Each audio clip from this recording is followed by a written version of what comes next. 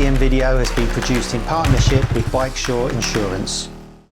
Welcome to MCN. Now, for the last 2 days, we've been riding two of the most talked about motorcycles of 2023 against probably one of the best motorcycles of recent years.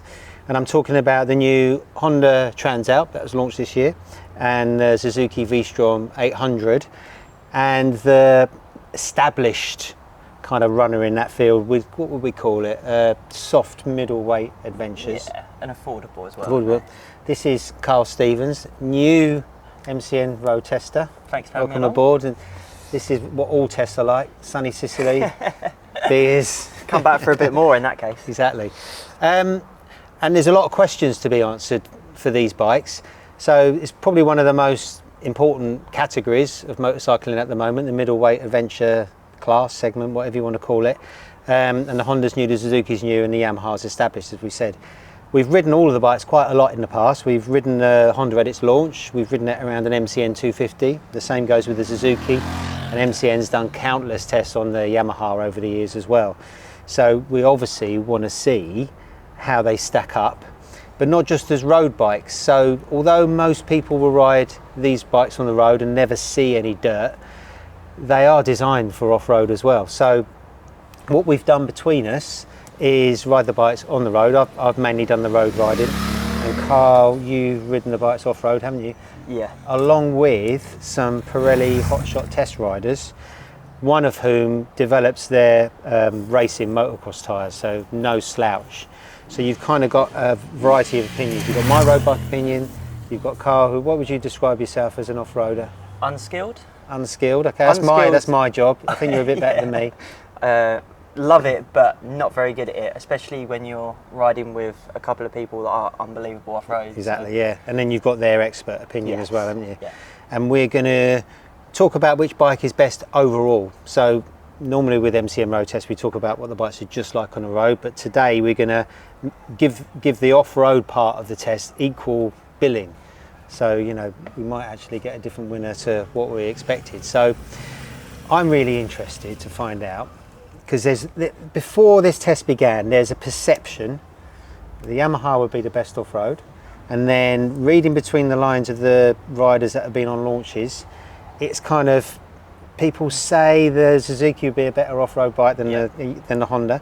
And I did the Honda launch, and there wasn't a lot of off-road, which kind of made me think, well, perhaps it's not the best off-road bike. And then the Suzuki launch, there was a lot of off-road. So the first question is, I suppose, if we talk about the established motorbike here, the Yamaha, in your hands, what was that bike like off-road? Well, the Yamaha was pretty special, if I'm being honest with you.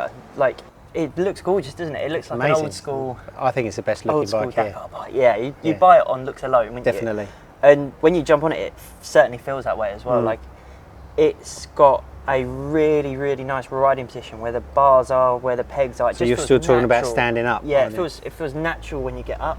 It doesn't feel like a big adventure bike. It feels like a big enduro bike. It's brilliant. And for someone on my skill set and level, it gave me loads of confidence instantly. The chassis is lovely, the suspension's really soft, gives you loads of feel, and even through the sand, if you've never ridden on sand before, it feels like the front is just going to wash everywhere.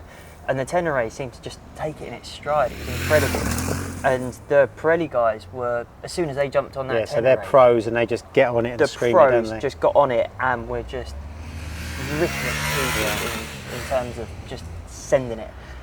Well, I was an interesting observer today, and I noticed that everyone liked the Ténére for loads of reasons, but one of them was the fact it hasn't got electronics, so you didn't have any faff turning everything off. It's got, for 2023, it's got a much nicer dash than it had previously. It almost looks like a little smartphone, doesn't it? That's right.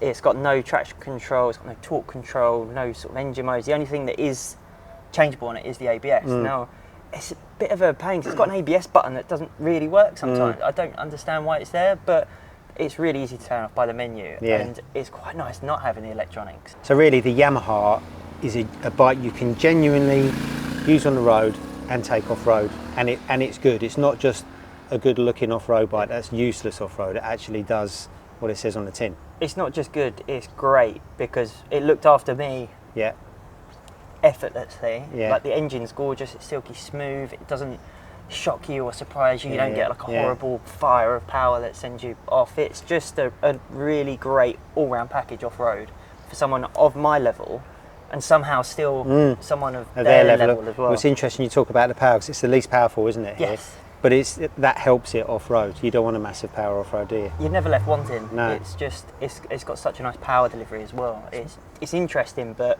it's not over the top. It's worth mentioning as well, we put control tyres on all the bikes, didn't we? Yeah. To level up the playing field, and also to allow them to go off-road properly. So we had Metzeler Karoo 4s. Yep. And then the chunky knobbly things. What would you say the ratio off-road on-road is? Yeah, so compared to the OE tyres, which are far more road biased, these are far more biased towards off-road. They look visibly aggressive in the pattern. They're probably more sort of 60-40, 65-35. So it's far better suited for off-road, but I know it can cause a little bit of havoc on the road. Yeah, well, I rode the Ténére today on the road, or yesterday, probably for the first time properly. It's passed me by, strangely. And I really, really liked it. As a road bike, it feels a bit motocrossy. Yes. Which probably is why it's so good off-road. It's very tall, it's very thin, it's a little bit kind of wayward and floaty. Yep. But it's still really nice. I think from looks alone, the Ténére is the one I want to open my garage door to. The power of it is a bit down on power on the road. It feels a little bit breathless, especially when you get up to altitude. But I don't think it's any worse for it. You know, you have to thrash it more and it's a little bit more exciting. It's really balanced on the road. The brakes work well, the suspension's comfortable. You know, I love that dash, and I just think it's a great all-rounder. Did you miss the electronics? No. Didn't miss it. I really don't think that bikes of this power need electronics. I don't think they need riding modes. ABS is a no-brainer, isn't it? So we've kind of established the Yamaha there. That's why it's the class leader. Yeah. So let's talk about the challengers. So let's start with the Suzuki, because that's the one people expect to be good off-road. What was it like in your hands? So, as you mentioned earlier, I was expecting the Suzuki to be brilliant off-road. When we jumped on it at first, it took me back a little bit. I thought it would be better suited than it was. Like, don't get me wrong, for the engine, I would say is the best of the three for off-road. It's got a lot of grunt, isn't it? It's got so much grunt. It makes its power really low down, but it comes in like a really smooth wave. Like, there's no dramas with it. It just drives, and it drives so effortlessly.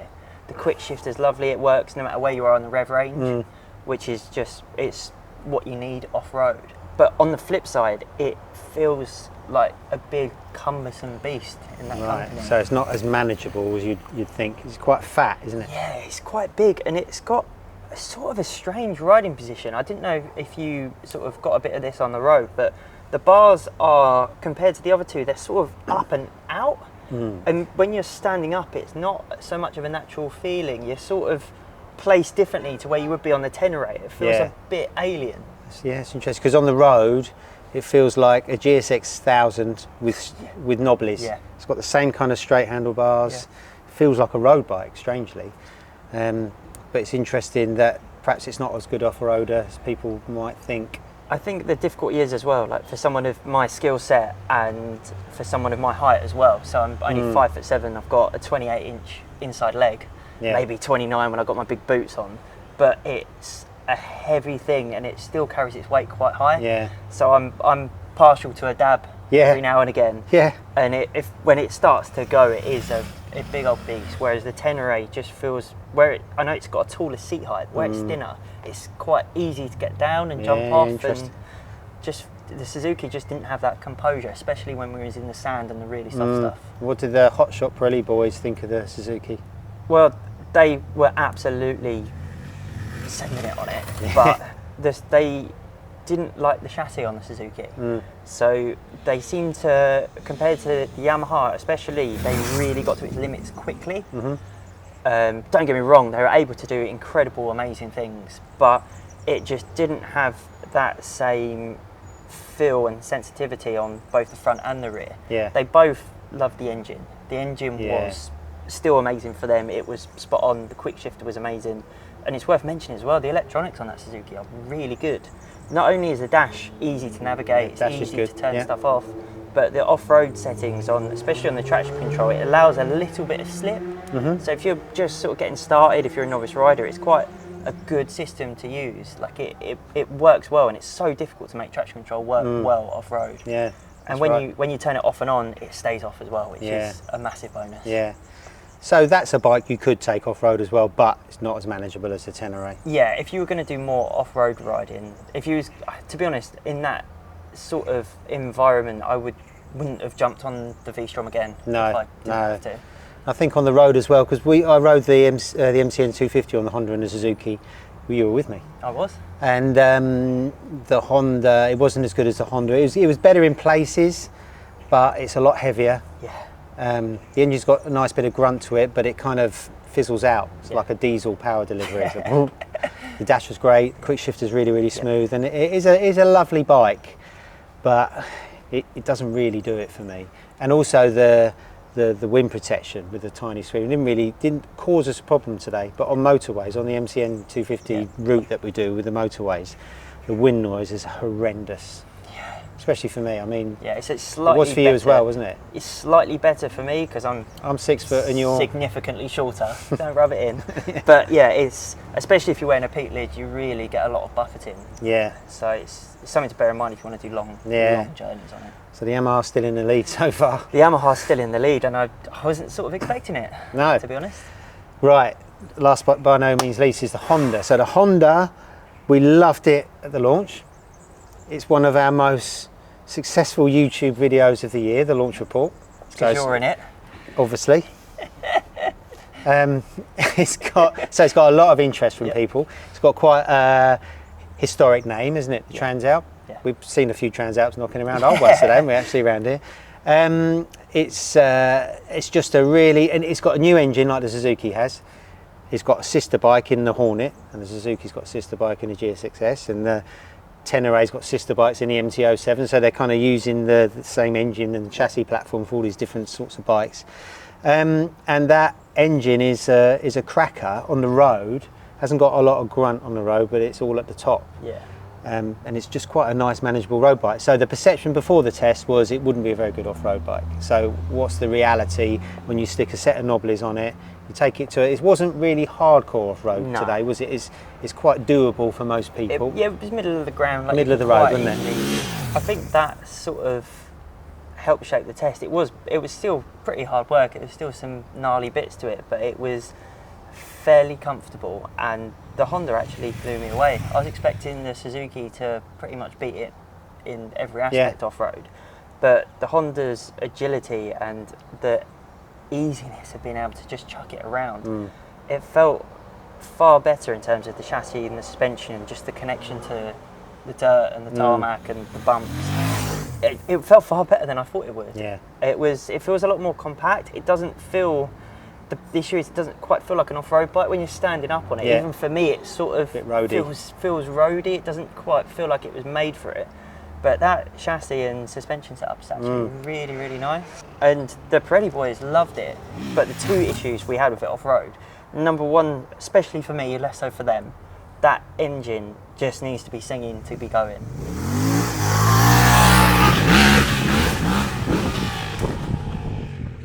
Yeah, and it hasn't got the grunt, has it? It's got such an aggressive delivery off-road when you get to that sort of singing rev. Yeah, because it's a revvy engine, it's a short stroke engine. And it picks up really, really aggressively. Yeah. Nice little two-stroke. Nice. Yeah. Picks up really aggressively, and it's quite hard to manage sometimes, especially when you're on like short, tight corners, you're like going right back on yourself. And you're hitting it in second gear and it just lights it up.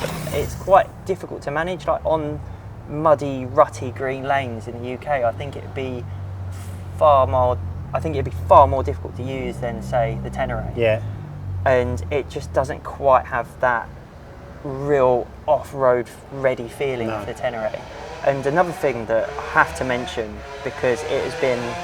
You just appreciate the glory of the two-stroke there. Yeah, we're going back in time. I know, these parallel twins haven't got anything on the two-strokes of They that. sound awful. Yeah, exactly. And yeah, talking about the electronics, they were a pain in the neck all day. Yeah, I could see you struggling because every time you turn the bike off, they'd all reset and you'd have to go into the menu, turn everything off, which off-road if you have electronics on off-road, they just hold you back. It's almost dangerous, isn't it? Yeah, and some of the Suzuki's electronics, I still prefer riding without them, but even so you can ride with them and they are helpful. They will give you confidence. The Transalp, I put it in gravel mode earlier and it felt like it was just in limp mode. Yeah, it just pulls the handbrake up, doesn't let you go, does it? It's just unusable. It's unusable. And the dash is quite clumsy to get into, turn traction control off, you turn it off like you said, turn it back on, then you've got to go in and do it again. The pros were going to throw a hammer through the dash by the end of the day. I think they were getting very, very frustrated. And they enjoyed it, but it just still didn't rack up with the Ténére in terms of its pure off-roading ability. It felt more comfortable than I expected, but it still feels like a road bike. But it was better than the Suzuki off-road. Yeah. I would have liked to have. Well, I'd have liked to have had the Suzuki's electronics and the Suzuki's bottom end grunt in that Transalp. Yeah. I mean, on the road, I'd say it's the best road bike, just the pure road bike, because it's got kind of the smoothest spread of power. Yeah. The handling's really neutral. I think it's quite a nice looking bike and very well made. The dash isn't as nice as the Suzuki's, but it's pretty good, isn't it? Colour dash, multifunctional, it's got Bluetooth connectivity. You can actually use some of the functions via voice activation. I remember why I raved about it so much, and it handles really well. I mean, we've put those knobbly tyres on, which aren't really the best for pure road. If you're going to have just a bike for the road, you change them, wouldn't you? And those knobblies didn't really affect it too much. Whereas the Suzuki, when you leant over on the knobbles, it felt like the tyre was flat. It felt awful. The Honda felt brilliant on them knobblies. Exactly. So that means that off-road, the Yamaha's the best. Yep. The Honda second and the Suzuki's third. Yep. And I would say my road order, if you weren't looking at the bike from a pure riding experience, it'd be a Honda, then Yamaha, then Suzuki. But to own, I think I'd want the Yamaha, even though it hasn't got the power of the Honda, even though it hasn't got the electronics of the Honda. I just think it's just such a well-balanced, that engine is just magnificent in every bike it's in. I love the look of it. It's not the cheapest, is it? So the Honda's about 9.5-ish. Yep. The Yamaha's early 10s. Yep. And then the Suzuki is mid-10s. Yeah. So the Suzuki kind of counts itself out by being so expensive as well. The Honda's really good value. Yeah. I mean, with your head, I'd say probably the Honda's the best overall because it's good value. But the Yamaha, I would just love that Yamaha.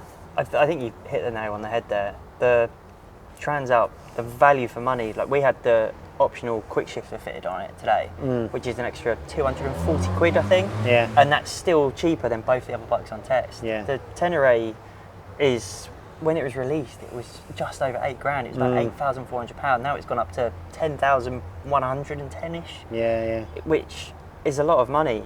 But then the V-Strom's, 10.5, 10.6. It's up there. It sort of doesn't replicate how they ride. I think you've put it perfectly. If you want something to go off-roading on, the Ténére is the best. Like if you want a real adventure bike for a dirty adventure, that you can't beat the Ténére. But if you're not interested in getting it dirty, exactly. The Transalp's the better bike. Yeah. So, well, thank you very much for being part of your first MCN group test. Thank you for having me. It's been a pleasure. So what I'd say is, if this test was a pure road test, the Honda would win. But because we've got an off-road element, and because we're giving the off-road equal billing, you've got to say the Yamaha is the best bike. It's by far the best off-road. It's the one I saw these guys smiling the most on off-road. Fighting over. Yep. It's the one that the Pirelli test riders are having most fun on. They just jump on and just go mad with it. They're instantly just. I think it's the best looking bike. It's the one I'd want to actually see in my garage. And although it hasn't got all the electronics and big power, I just think it's a lovely thing to ride, and it'd be a lovely thing to own, if a little bit too expensive. So there you go, that's it. That's our 2 days in Sicily over. Thanks very much for watching. Thank you for getting involved. Thanks for having me. And cheers to all.